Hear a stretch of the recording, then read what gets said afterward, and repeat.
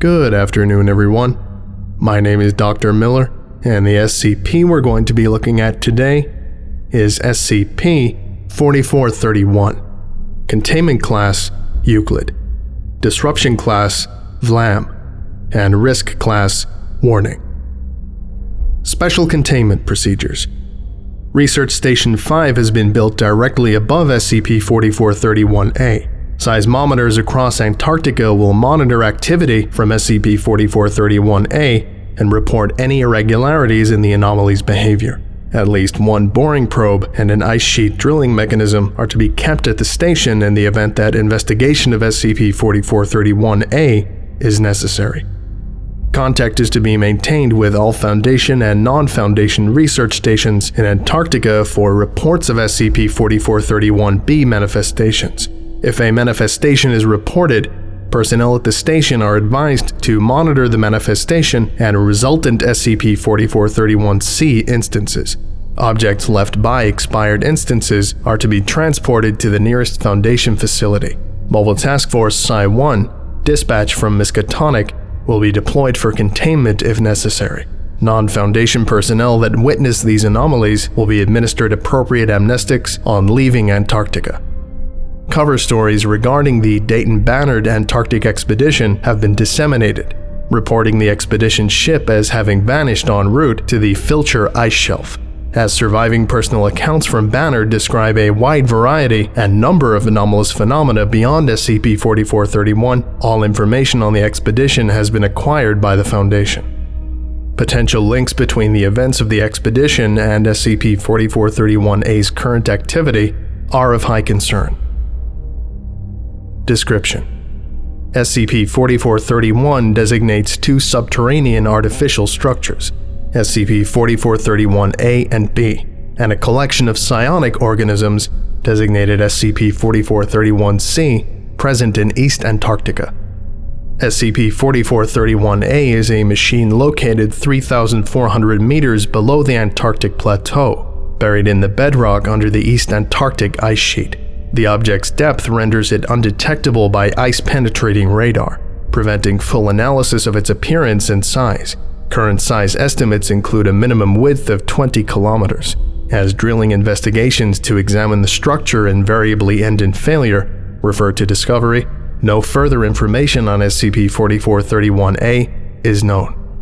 SCP-4431-B is a cylindrical tunnel constructed from a rhodium-platinum alloy, with a 11-meter interior radius. The tunnel extends for 39 meters before reaching a sharp vertical drop, which descends for a distance estimated to be a minimum of 3,000 meters.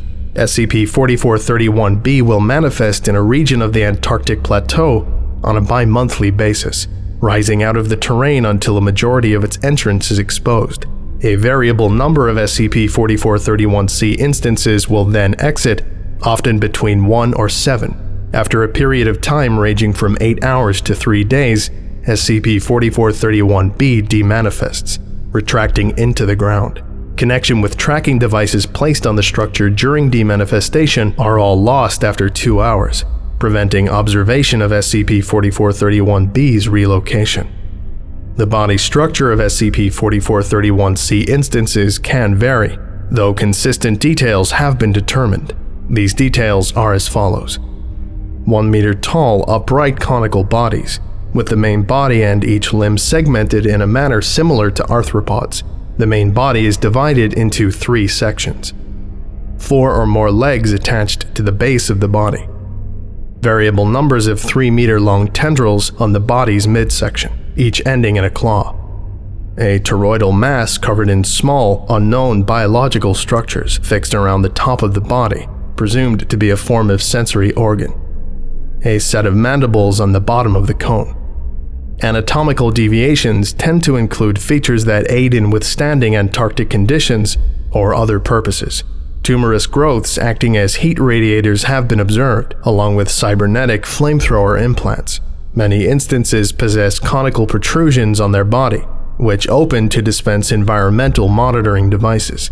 Rarely, instances are found with the tops of their bodies replaced by antennas and clusters of spherical machinery that serve similar purposes. Following SCP-4431-B manifestation, SCP-4431-C instances will attempt to construct makeshift structures from any surrounding materials, presumably intended to be shelters. Instances typically expire in a few hours from environmental factors, though ones brought into containment have an average lifespan of 11 hours. Primary cause of death is the gradual degradation of internal organs. Following this, all organic matter on the instance dissolves into a bright pink fluid, hereafter referred to as hemorosin. Instances possess psionic abilities, used for the manipulation of objects, surroundings, and entities. Limited telepathic communication has been displayed on occasion. Information on the suspected origins of SCP-4431 is restricted. Addendum 4431-1 Discovery. The first reports of SCP-4431 are from 1919, when an Antarctic expedition led by former British naval officer Dayton Bannard repeatedly encountered SCP-4431-B and C instances, referred to Addendum 4431-1. Accounts of SCP-4431-B manifestations continued after the first Antarctic research stations were established, leading to SCP-4431-B and C being classified as anomalies in the year 2000. SCP-4431-A came to the attention of the Foundation in March of 2019, when Foundation personnel operating at Research Outpost 2 in the Antarctic Plateau detected abnormal seismic activity originating from an underground location. Based on Foundation simulations of Earth's tectonic plate movement, it was determined that this could be the possible location of a ring-shaped lake depicted on SCP-2651-A. Presuming it was not destroyed by geologic activity and prehistoric K-class events after approximately 700 million years. Plans for excavation were proposed when the source of the activity triangulated to a region 10 kilometers in radius. In June of 2019, a specialized boring probe was sent through the ice sheet and drilled into the bedrock, attaining a depth of 3,400 meters before entering a cavern with an oxygen-rich atmosphere and contacting a metal surface. Images from the probe show the surface to be covered in an array of mechanical appendages that were in the process of excavating the cavern ceiling. All readings from the probe were lost an hour after contact.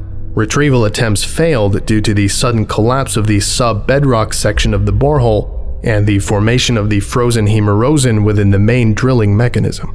All subsequent drilling investigations have experienced similar outcomes. SCP-4431-A was registered as an anomaly in August of 2019. Of note is that since the first drilling investigation, the number of recorded SCP-4431-B manifestations has increased. Addendum 4431-2 Dayton Bannard Journal Excerpts.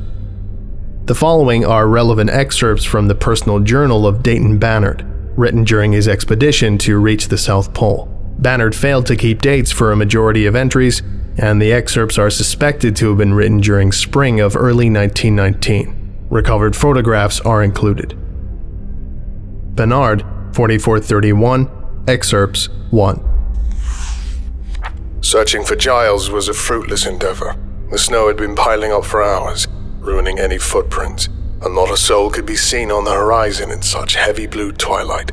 I shouted for him in vain attempts before I gave up and went back to base. By the time I returned, the snow had piled up high enough by our ramshackle hut, and I had to dig my way in. I shut the door behind me and there was silence. No sounds from my crew members, nor the gusts outside, only the creaks of wood as I moved. Then I heard it. A constant clicking that started up, stopped, and kept repeating. I crept towards the main room's entrance, peeking around the corner and suddenly freezing in place.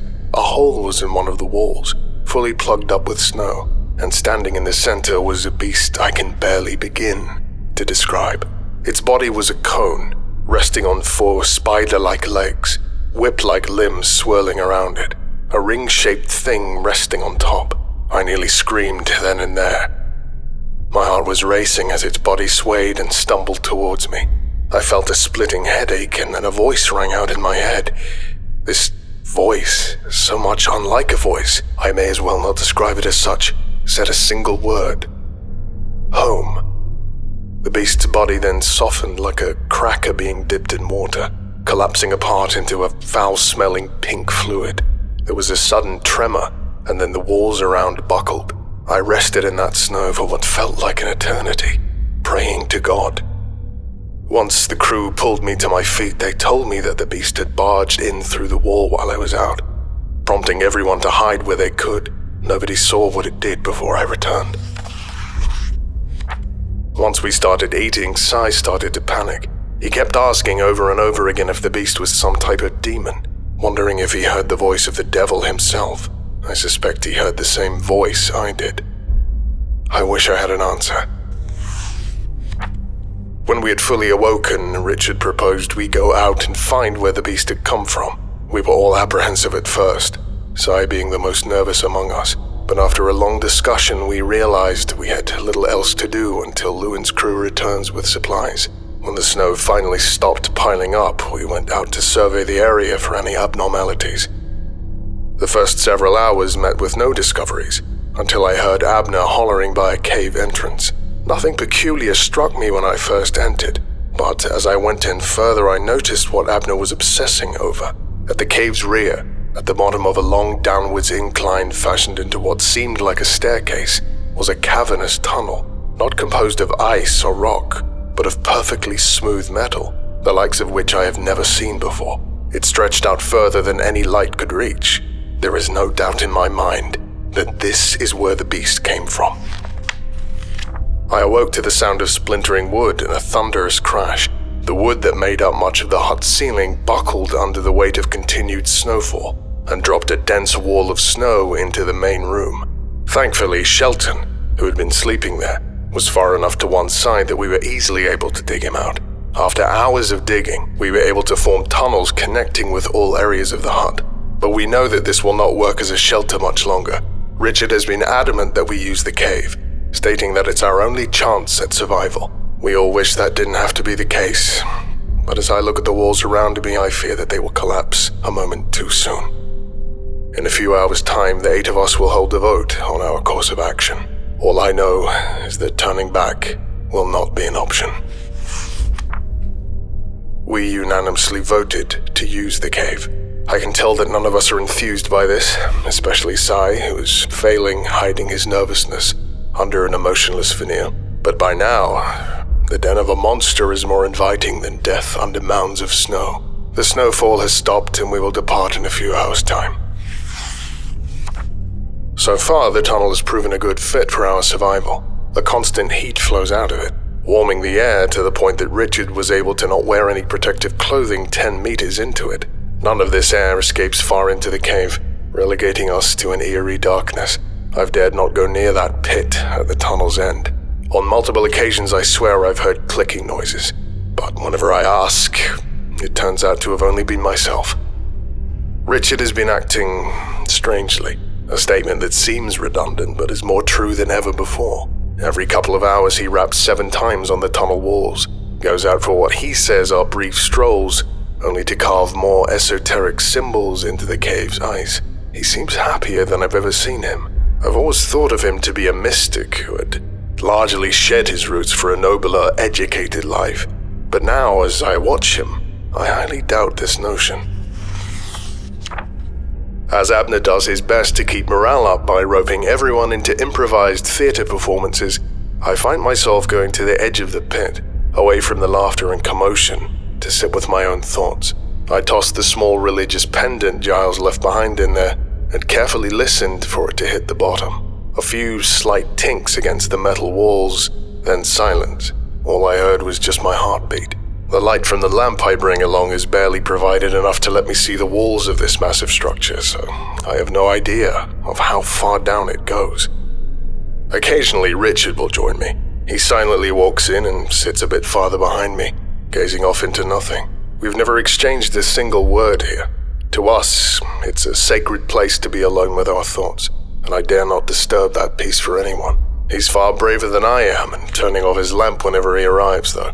I always pointlessly fear that at some point that shadows will pull me away, leaving the rest of the crew on their own, and this lamp is my safeguard against it. Or perhaps I worry that in darkness I'll stumble and fall to my death. Whatever the reason, with this light I make the things I've seen on the voyage feel less real. We woke up to find that Richard was gone. His sleeping bag was open, with much of his equipment left behind. Abner checked the cave and couldn't find any new marks in the snow, so he had to have still been in the tunnel.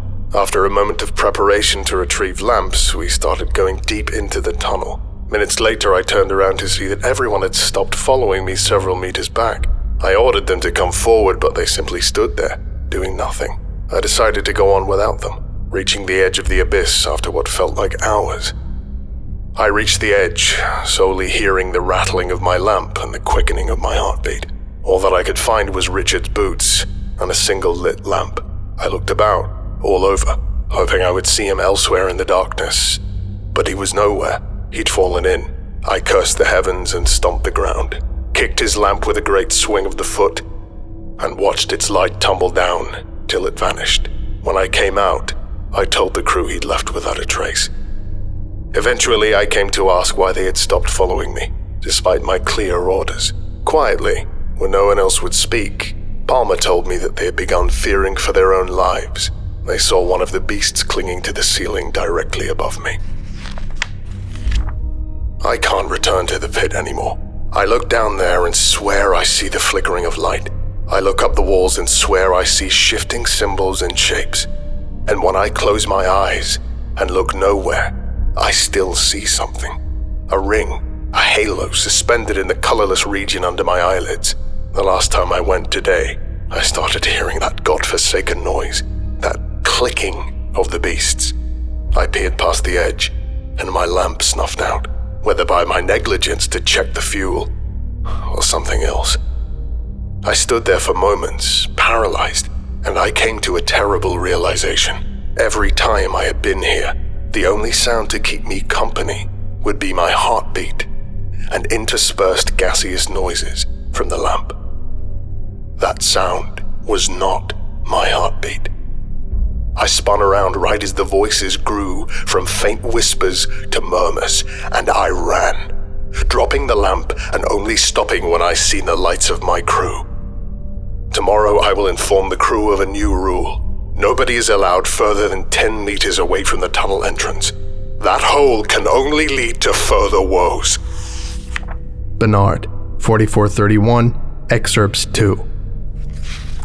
When I returned from outside and reached the stairwell, I saw the crew outside the tunnel, pressing themselves up against the cavern walls to either side of the entrance.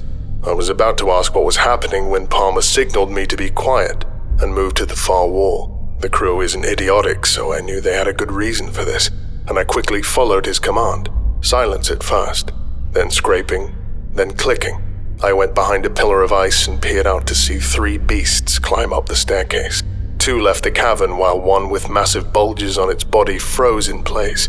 One of the bulges cracked and it shattered, dropping a black sphere. The beast then left to join its companions. Once I knew they were gone, I went to inspect the sphere they left, which had a crude stick figure of a human on it. I tapped it with my foot and it split in half, revealing a growing mass of some sort of pale flesh-like foam that quickly became larger than myself. Eventually it stopped growing and rested there, pulsating. I've been in the tunnel since, unwilling to interact with this thing for the time being. The foam is food. We were on one of our last cans of good meat when Sai threw his to the ground, shouted about how he was sick of it, and then ran out of the tunnel and out the staircase. We chased after him. We couldn't let what Giles did repeat, and saw his face buried in the foam, chewing like a mad animal. He pulled his head out to tell us how great it tasted, then plunged back in. None of us knew what to do at first. Shaw simply shrugged, then joined in, and over time the rest of us did too. It was the most nourishing meal I've had in ages. We pay the beasts far less mind now. We will still go quiet when 3 or more of them march past us in the tunnel, but they have harmed us not. Not even a single voice has been heard. Every 2 days a new food sphere is dropped, even with the other ones being far from replenished. Outside, the beasts continually drop strange objects and apparatuses until they melt into the snow, at which point a new group emerges to repeat the process. Palmer, Abner, and I have tried to understand what these devices do, but their nearly monolithic designs elude us. The twilight continues to haunt us. Certainly it will always be the case until the daylight months return, but Antarctica has come to feel less treacherous. I will continue to keep my guard, though. For the sake of my crew, I won't allow us to be caught when we are vulnerable. Something impossible happened last night, prior to me falling asleep, so I write this the following day. We heard the familiar clanging noises of the beasts, as a new group was nearing the tunnel exit, but there was a difference.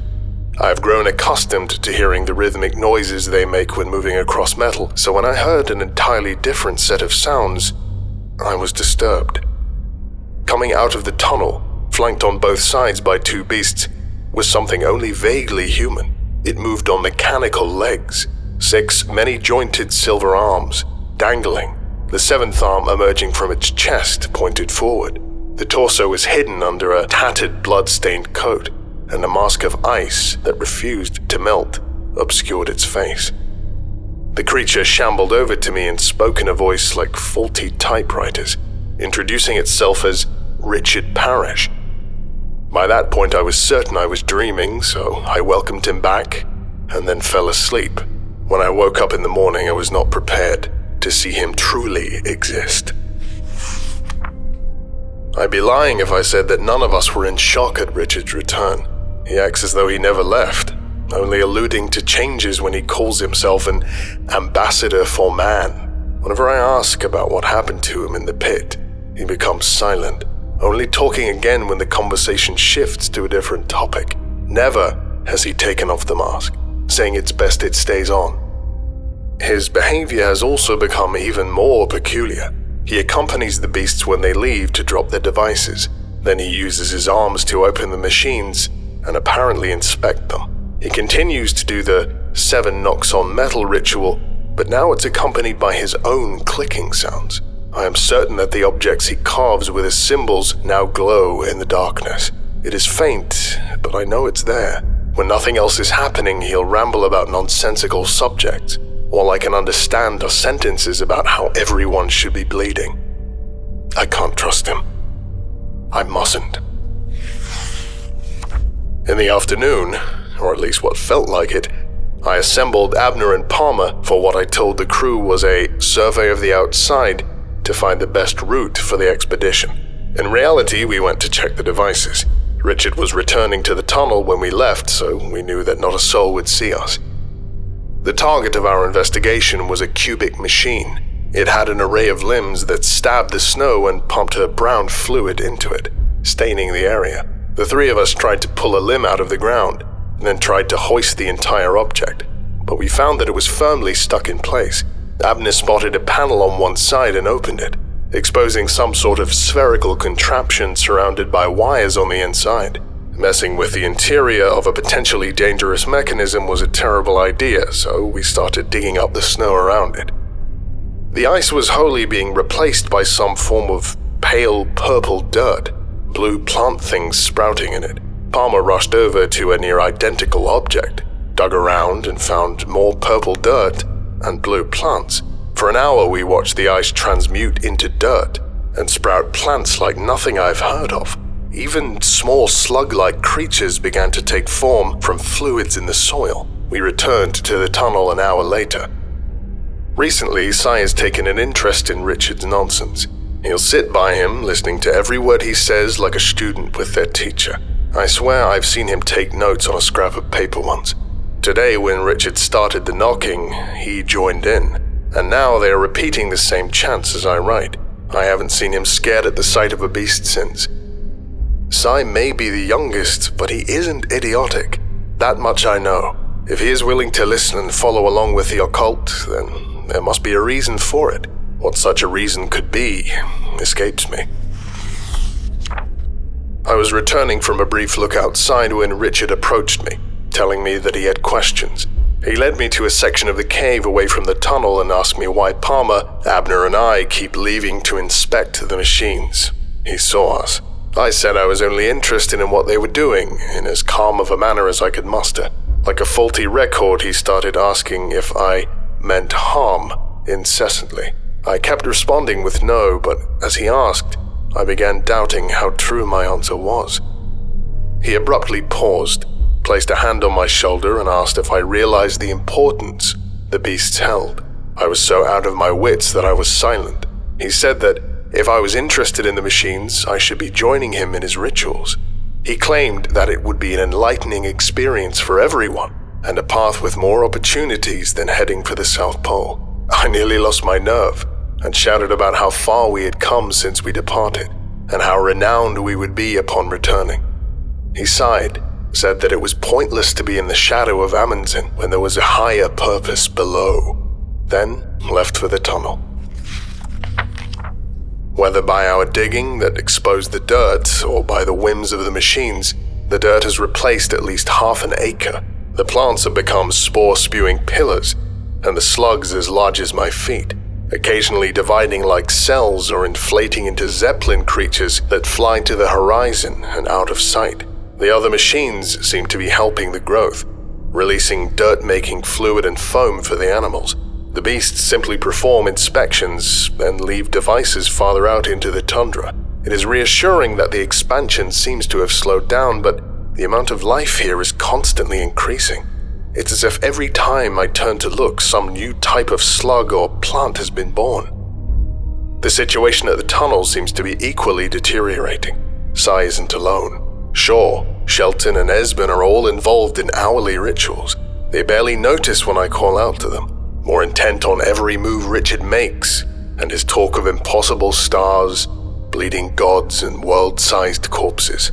The only one to pay me any mind is Esben. Initially, I was afraid by how nonsensical Richard seemed to be. Now I'm afraid that the nonsense is true.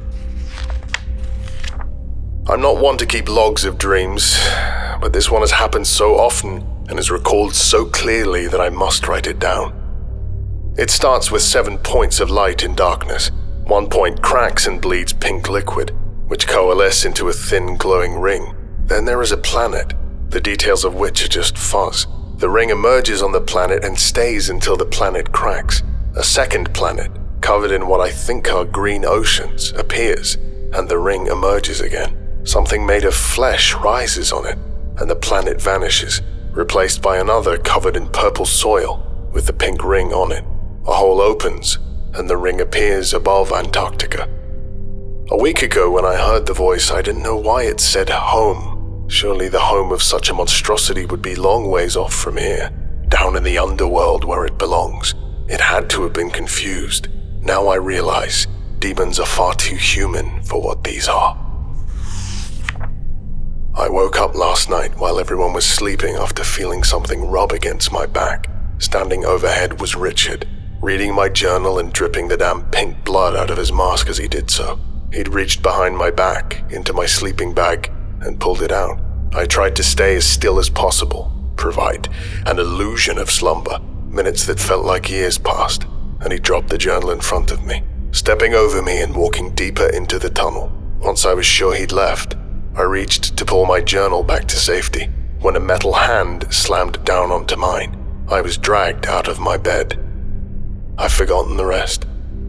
It isn't safe here anymore. I won't write until it is. Bannard, 4431, Excerpts 3. Earlier today, I awoke Abner and Palmer to tell them about last night's events. There was no doubt we had to move. Everyone else was sleeping, and I had seen Richard go deep into the tunnel with 2 beasts, so we quietly packed whatever supplies we could. Palmer accidentally woke Esben, who we told would be departing to survey the land. Though Esben was luckily sane, he pleaded to come with us, saying that the rituals Richard started seemed entertaining at first, but are now incredibly disturbing. Although I am wary I brought him along, more hands on deck is always better. Our trek outside was uneventful. Though the ecosystem the beasts have been creating with the dirt is now flourishing, the amount of plants has increased to the point where much of the purple ground is covered in strange yellows and blues. Insects would scurry out of our path before I could get a good look at them. and the slugs, now as large as horses, were feasting on the remains of something long. We were all happy to be out of there. I am currently writing this within the hut we abandoned. I don't know how long it will stay standing. Once it does fall, I don't know where we will go. Our supplies will last us for a few days, but when they run out, I know Lewin's crew will be too far away to aid us. God help me. When we left yesterday, someone had to have been listening to our move.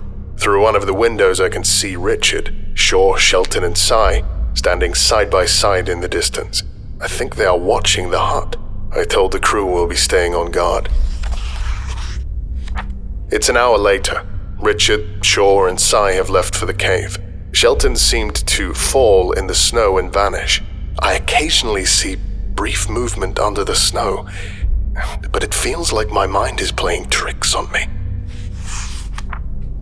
An hour after my last entry, Shelton broke into the hut. I heard the shattering of glass, and I found that he had lunged through the window at Abner, trying to strangle him. I kicked him off, and the four of us got him restrained and tied up to a chair. His skin had paled since we last saw him, and a metal cylinder, warm to the touch, had been embedded in his chest. We tried to get him out to talk, but much like Richard, he went quiet and stared nowhere. Esben then knelt down by the chair, whispered a sentence in the language Richard was so fond of, and he started shaking. He told us that Richard wanted to speak with me, a statement he kept repeating again and again. Either that was all his brain let him say, or he needed to keep quiet about something else. Mid-sentence, he went quiet, gurgled a bit, then his whole head started to melt and sink below the collar of his jacket. Like a heated wax statue of his whole body liquefied, and all that remained was a pool of pink blood. After much deliberation, I will head out to meet with Richard. I can see him from the window, standing at the edge of the ecosystem. If I don't return, I'll leave Abner in charge of what little remains of the expedition. He'll make it to the pole in my honor.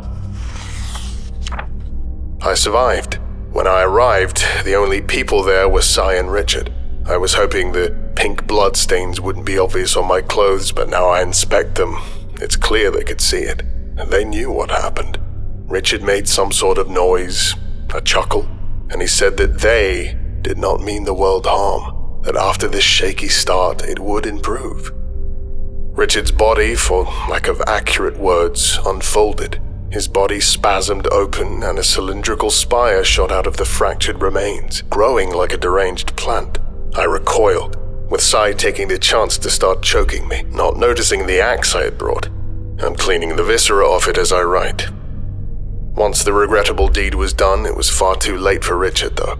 The spire was thicker than his entire torso, and was growing by the second, pulling the rest of his mass and the surrounding terrain inwards with twisted metal tendrils. Every single apparatus the creatures had left behind was pulled in and incorporated into its mass, with similarly shaped protrusions forming on the sides. The last words I heard from him were, "Protect existence." His head was pulled in with a sickening crunch right after. All I could do was run. The rest of the day has been spent with the crew, watching from the camp in horror as the tower grows taller than the highest steeples. The Antarctic night is setting in, and the bright red lights are flickering along the tower's sides. The next 7 pages consist of drawings. It is unknown what many of the drawings represent, though several have been identified as SCP-4431-C instances, vehicles resembling those found at Martian impact crater Herschel, unknown organisms, and sketches depicting the tower previously described. The only text present is the word "spreading." Under those unearthly lights of the flora and tower, I can spot someone entering a vehicle, almost like the tanks my military friends spoke of. Unless they are operated in unimaginable ways, these will be our best chance. First priority is halting the beasts. I won't let myself be responsible for not ending this when I had the chance. God give us strength. In the morning, the crew and I gathered any tools that could serve as weapons and our best supplies, then set out to the tower. With Cy and Shelton dead and Richard effectively gone, the only dangers would be the beasts, the creatures of the ecosystem, and Shaw. As we moved, the beasts levitating around the tower's exterior and adjusting its external machinery melted into a pink rain, which I hoped had rid us of one more problem. Once we entered the ecosystem, much of the fauna ignored us, more interested in violently attacking each other or mating in bizarre manners. After several minutes, we finally saw the tank up close. The vehicle's main mass is a sideways egg-shaped contraption, with large treads attached on either side. Above each tread is a massive mechanical structure, reminding me of the bulky front limbs and claws of crabs. Problems emerged right as we reached it. Shaw opened the tank's hatch and stepped out, noticed us, then began shouting. Esben shouted something back before being pushed against the tank by an invisible force. Two men, each with bodies built like Richard's, but with the exact same face as Shelton, stepped around the tank's edge and babbled in more of that language before running towards us. Abner fired his rifle, but the same force made the bullets slow and drop like stones. Palmer made a similar attempt by throwing his lamp, but it was tossed far off behind them, breaking and starting a fire. When they were pressed against the side as well, I was certain I was done for, but they froze and stared at me. They were waiting for me to make a move, to have a reason to retaliate. My body was freezing, and without shelter inside the vehicle, I would perish. Panicking, I scurried around looking for anything I could use. When I found a small slug, likely only recently spawned, disregarding any rational thought, I grabbed it and threw it at one of the Shelton duplicates, who didn't so much as flinch. The slug emitted a gurgling screech, and a larger entity shambled out of the darkness, resembling one of the slugs, but standing on spindly legs. Its head split open into massive tentacles, and the Shelton was pulled into its maw. Esben and Abner fell onto the ground and rushed to open the hatch. The last Shelton pulled me toward them, folding their mouth open and releasing a long silver structure. In a stroke of luck, I still had the ice axe on me, and once I reached them, I could save myself from whatever fate awaited me. I crashed onto the ground and sprinted for the hatch, which Esben had holding open as Palmer got in. When I reached it, one of the blasted beasts suddenly emerged from the darkness, wrapping its tendrils around the door edges and grabbing onto poor Esben. He was whipped off into the darkness, screaming, until a series of metal scrapes and wet cracking sounds rang out. I shut the hatch and the area instantly warmed. In a stroke of luck, the tank's interior is designed as if its makers intended for men to operate it, with various easily accessed storage cabinets along the sides and a ladder leading to a hatch on the top.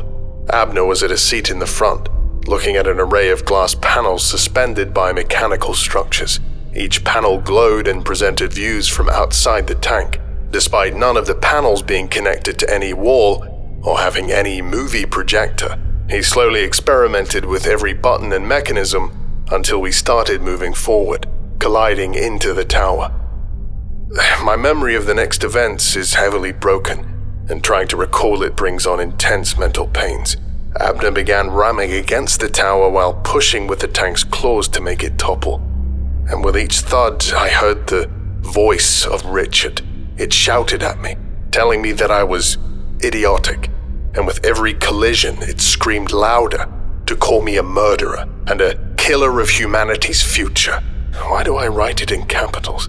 The last I remember was the voice, sobbing. The next moment I can remember is us driving away from the tower, which had just collapsed and crushed the cave. Through the panels, I can now see massive gashes in the tower's exterior, flashing impossibly vibrant colors. The next several hours have been silent reminiscing. I've told Abner to drive faster, as I know this cannot be a safe object to be around. Abner beckoned the two of us over to see what was happening on the panels. The colors from the tower had grown bright enough to be like the rising sun, and the surrounding snow and rocks were being lifted into the air around it. I then witnessed a sight I cannot stop thinking about. A number of large black tendrils pushed out of the ruins of the cave and began pulling the tower into the snow. It was as if the tunnel had come to life and needed something that was in that infernal pillar. There was a violent explosion soon after. I felt the entire vehicle get lifted into the air and thrown back down, which we think has broken one of Palmer's ribs from a collision with the ladder. Looking outside now, the site where we had been is now a white inferno, illuminating the sky and creating the illusion of a sunny day. We were driving when we heard a loud, wet slam come from right outside the vehicle. I opened the hatch to look out, and lo and behold, Richard had come for a visit.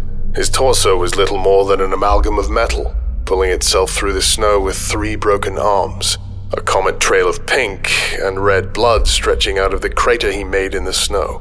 I ordered Abner to stop driving, but he kept at the wheel, not even making eye contact with me. He didn't even consider how important this was. I yelled as much as I could until the fool stopped. I went to sit by Richard as 2 wound-shaped mouths began babbling like a dying phonograph.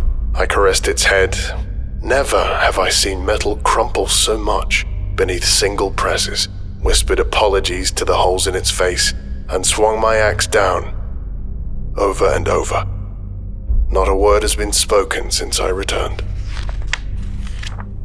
I remember my departure from England, how I spoke of being able to witness grandeur none in my village would ever see. Sure enough, I have seen a world no other man will come to witness, one that puts Amundsen's kiddie sightseeing to shame. If the map this machine shows is to be believed, we are getting closer to our destination by the second. I never needed Abner to drive. Sadly, my ink has nearly run out, and my pencils mere stubs, so my entries on what's left of the journey will be far less frequent. For the crew members who have died, I am sorry, and I do not ask that you forgive me. I will continue in your honor. I will reach this damned pole, and may God cast me out of heaven if I don't. Notably, a ring-shaped stain of hemerosin is present on the upper left corner of this page. No further entries are present. The journal and photographs were discovered after Mobile Task Force Psi-1 located the tank vehicle of Bannard and the remaining crew in July of 2000, 11 kilometers away from the South Pole. Although the tank had retained power and heating due to its anomalous power source, one of the treads had been heavily damaged and prevented continued movement. Inside the tank was the decayed cadaver of a male human, who had expired from repeated penetrations on the body, matching those caused by an ice axe. The identity of the cadaver has not been determined. The fate of the Bannard crew is unknown. Addendum 4431-3 South Pole Incident. On 2009-2019, severe seismic activity occurred at the site of the geographic South Pole. The Amundsen-Scott South Pole Station only experienced minor damages, but its crew reported the emergence of an unknown rocky spire 51 meters from the station. Foundation assets were scrambled to the area. Excavation of the rocky spire found that it extends for an approximate depth of 40 meters into the Antarctic plateau. However, fragments composed of its material extend for far deeper, with the lowest at a depth of 110 meters. It is considered likely that the fragments stretch to the Antarctic bedrock. The upper portion of the spire contains the remnants of a tube, similar to SCP-4431-B, though at a width at which a human individual could fit inside with moderate difficulty. Broken pieces of an ice axe blade surround the tube, and a bloodied coat is embedded into the spire nearby. A compacted soil-like substance, designated SCP-4431-D, comprises the spire. Materials such as ice and rock that come into contact with SCP-4431-D are gradually converted into further SCP-4431-D. The means by which this is achieved are unclear, but presumed to involve alterations to the subatomic structure of contacting materials. Visual details match those of the soil described in Bannard's journal. Trace amounts of human gene sequences have been found within the compounds. The excavation of past sites of SCP-4431-A seismic activity is considered a high priority. This concludes today's lecture. Thank you for listening, if indeed you still are, and you are all dismissed. Goodbye.